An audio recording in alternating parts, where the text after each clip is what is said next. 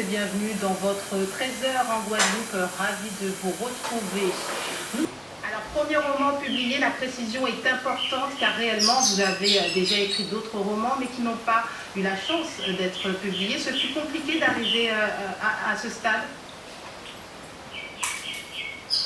En fait, c'est que avant, je n'avais pas essayé de publier ce que j'avais écrit.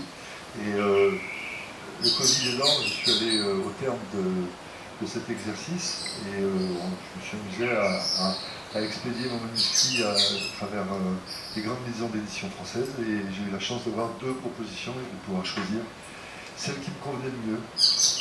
Alors on va parler maintenant de ce roman policier, car c'est un roman policier, un polar, et puis d'ailleurs vous en êtes fan, hein, vous êtes fan des polars. Marc Mauroy, journaliste à l'Écologue, se rend à Hopewell, en Virginie, la capitale de la chimie, pour enquêter sur le scandale du chlordécone, aussi appelé Kepon. Le chlordécone, un sujet d'actualité, pourquoi un tel choix?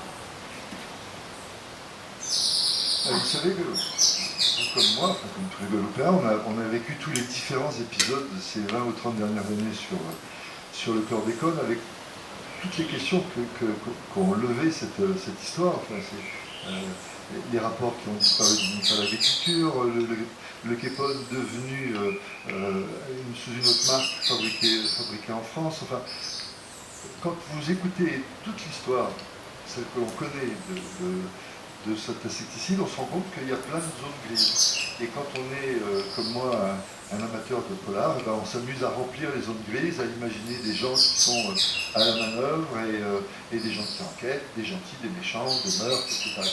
Enfin, l'exercice classique que l'on retrouve dans tout thriller, c'est un exercice de genre. Et là, la personne qui enquête, c'est donc Marc Mauroy, journaliste. Le choix du personnage a été réfléchi ou c'est venu comme cela C'est un métis. Hein. Alors, quand on écrit, il y a 2 grandes familles d'écrivains. Il y a ce qu'on appelle les architectes, qui sont des gens qui vont tout préparer, qui vont scène par scène, vont les préparer, vont faire des tableaux Excel, etc.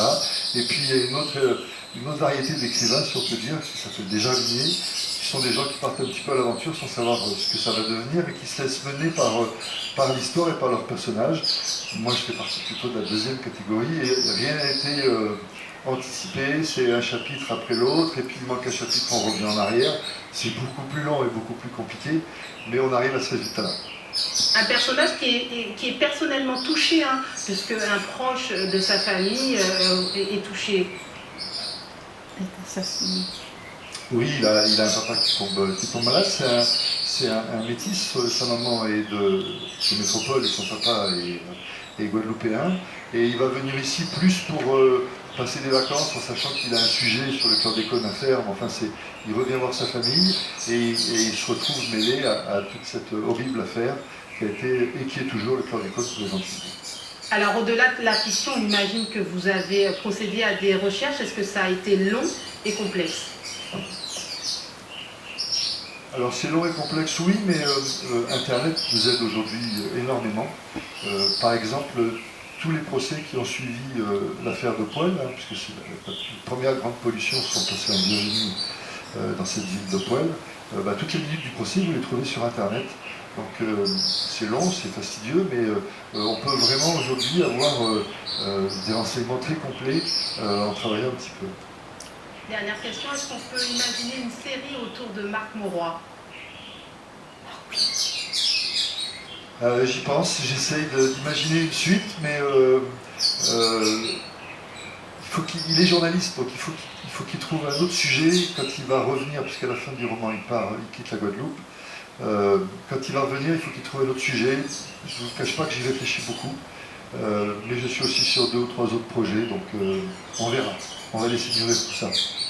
Merci beaucoup Philippe Godoc d'avoir été notre invité. On rappelle donc votre roman publié aux éditions Viviane Ami, Kepon. Merci à vous.